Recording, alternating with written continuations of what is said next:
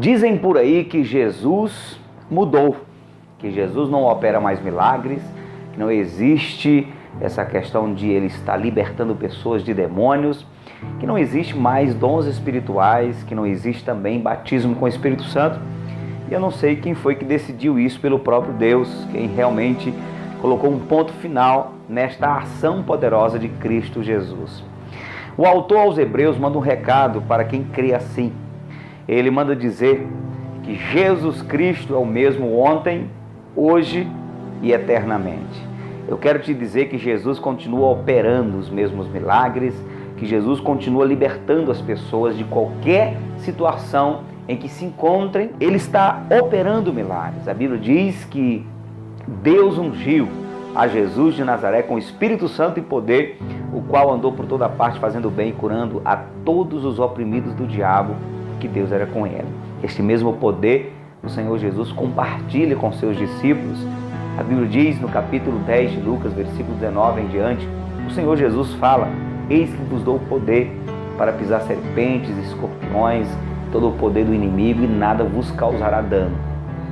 Nós fomos comissionados pelo próprio Jesus para continuar sua obra na terra, pregar o Evangelho com evidências de sinais, prodígios e maravilhas.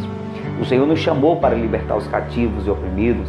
O Senhor nos chamou para pregar o Evangelho que o apóstolo Paulo propôs em Romanos capítulo 1:16. Ele diz: eu não me envergonho do Evangelho, porque é o poder de Deus para a salvação de todo aquele que crê. Primeiro do judeu, também do grego.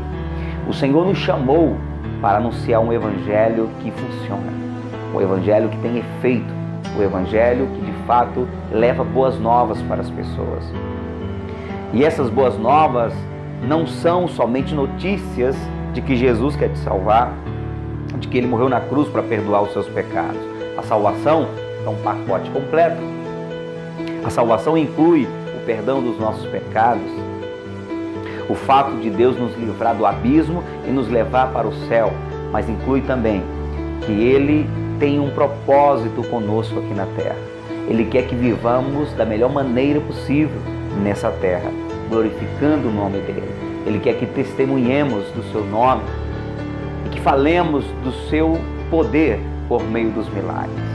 Eu quero declarar sobre a sua vida milagre de Deus, poder de Deus, unção de Deus, avivamento da parte de Deus para o seu coração. E avivamento é a vida de Deus, sabe, ministrando dentro de nós, nos fazendo e nos dando forças para continuar seguindo a Ele com vibração, com fé, com alegria. Avivamento é você de fato sair de um estado de religioso para um estado de adorador do Senhor, alguém que adora em espírito e em verdade. Avivamento é quando você sai daquela condição de servir a Deus apenas por teoria, apenas por obrigação ou por desencargo de consciência, e passa a servir a Deus com vida, passa a servir a Deus com paixão, passa a servir a Deus como sendo a coisa mais preciosa da sua vida, a prioridade do seu coração. Avivamento é quando a obra de Deus se torna viva dentro de nós.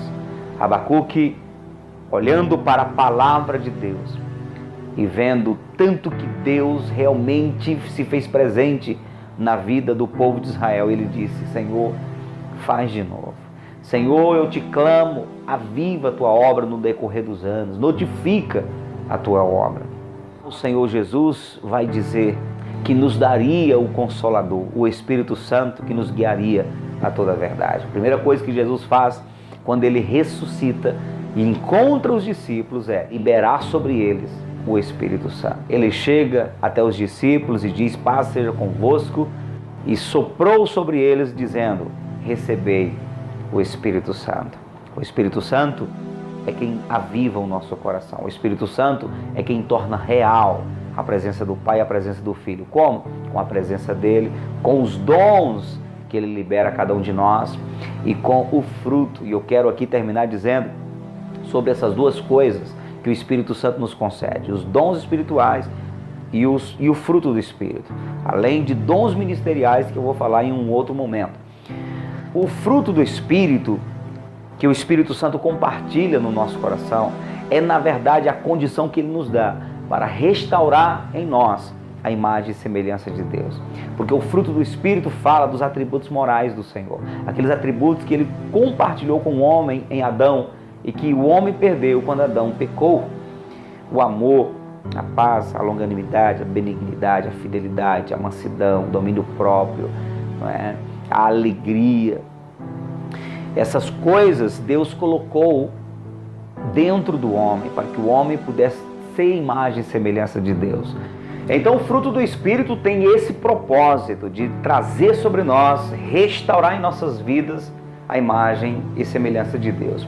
Os dons do Espírito, por outro lado, nos leva para o domínio que Deus deu ao homem. Deus, quando fez o homem, disse, né, multiplicai e dominai a terra.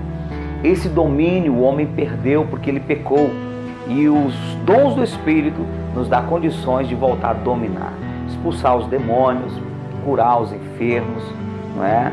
É ter discernimento de espírito, começar a enxergar o que apenas Deus enxerga, começar a ver, ter direcionamentos, palavras de sabedoria, palavras de conhecimento, ter direcionamentos divinos para que nós possamos, com eficácia, fazer a vontade de Deus. Viver no nível de fé para mover montanhas, no nível de fé para realizar o que o homem natural jamais conseguiria realizar. Então os dons do Espírito nos confere poder, nos concede poder para fazer a vontade de Deus. Então Jesus hoje ainda está liberando, compartilhando com o homem o fruto do Espírito, os dons espirituais, e Ele está usando homens e mulheres nesses últimos dias para fazer coisas tremendas. Eu convido você, eu convoco você a se alistar no exército de Deus, nesse exército que o Senhor está levantando nos últimos tempos para gerar um grande avivamento na terra, para preparar o mundo para a volta de Jesus, preparar a igreja para a volta do Senhor Jesus.